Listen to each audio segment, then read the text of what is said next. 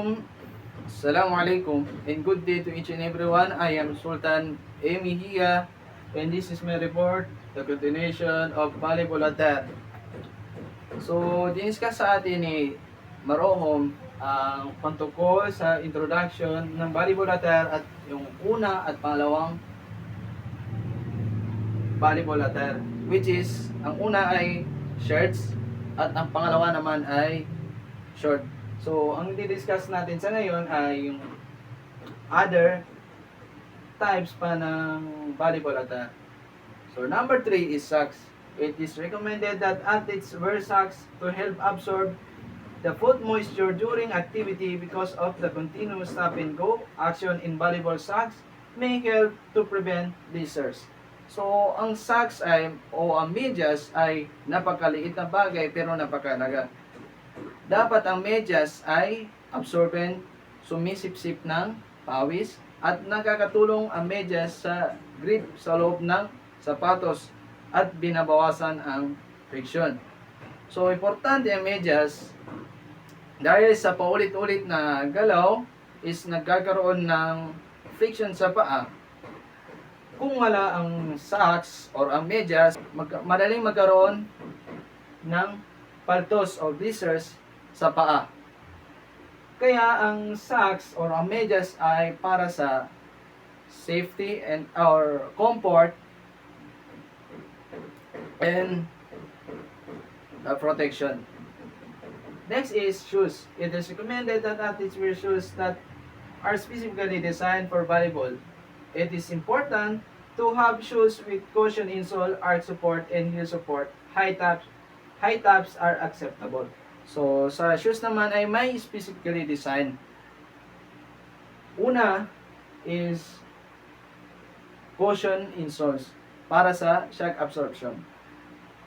Ang shock absorption is ito na yung nararamdaman ng ating paa na puwersa galing sa pag-landing ng ating paa sa sahig. So, kapag wala ang cushion insole sa sapatos is lahat ng pwersa ay mararamdaman ng ating paa na magiging sanhi ito ng injury. So, ang gawain ng cushion insole is siya yung nagre-resist ng pwersa or impact galing sa paglanding ng ating mga paa sa sahig.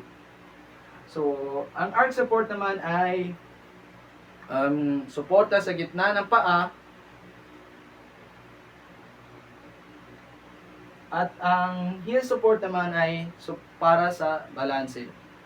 So, napakalaking impact na ang sapatos na gagamitin ng atleta ay specifically designed kasi kapag ordinaryong sapatos lang ang gagamitin ng atleta or volleyball player ay mas mataas ang risk na injury at tulad ng ankle spray. Kaya ang sapatos or ang shoes is for safety and injury protection. So, next is warm-up suits. It is recommended that athletes wear a warm-up suit prior to and after a volleyball game or practice in cooler environments. A medium weight cotton sweatshirts and sweatpants are excellent, inexpensive warm-ups. So, ang warm-up suits naman ay karaniwang ginagamit is karaniwang jacket at pants. Ginagamit ito habang nagwa-warm up. So, purpose nito is para mapanatiling mainit ang muscles at maiwasan ang muscle injury. Kapag ang muscle ay malamig or ang katawan ay malamig is mas prone sa injury at hindi madaling nagre-react yung body or ang muscles. So, kaya kailangan natin ng warm-up suits para sa preparasyon ng ating katawan sa intense activity. So, next is knee pads. Knee pads naman are highly recommended to help protect the knees from bruises and floor burns. So, sa knee pads naman is ito ay protection gear na gawa sa foam padding na sinusuot natin sa tuhod. So, importante ang knee pads dahil sa laging pagdadive ng volleyball player at bumabagsak sila sa sahig.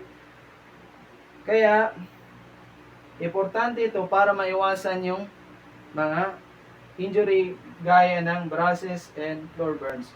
So, ang kabuuan ng volleyball attire is ang tamang kasuotan, tamang outfit or volleyball attire ay hindi lamang para sa itsura lang. Hindi lamang ang tamang volleyball attire ay hindi lang para sa itsura or at uniformity. Ginawa ang volleyball attire para mas effective ang paglalaro at mas komportable ang paglalaro at higit sa lahat mas safety ang paglalaro. So, kaya bilang atleta is kailangan piliin ang tamang kasuotan. So, that's all. Thank you for listening. Shukran.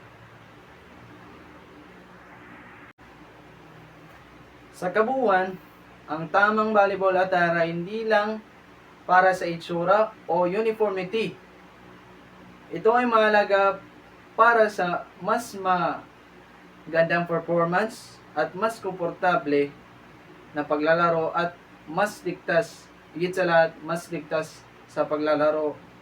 Kaya bilang atleta ay kailangan nating piliin ang tamang kasuotan. At that's all. Thank you for listening.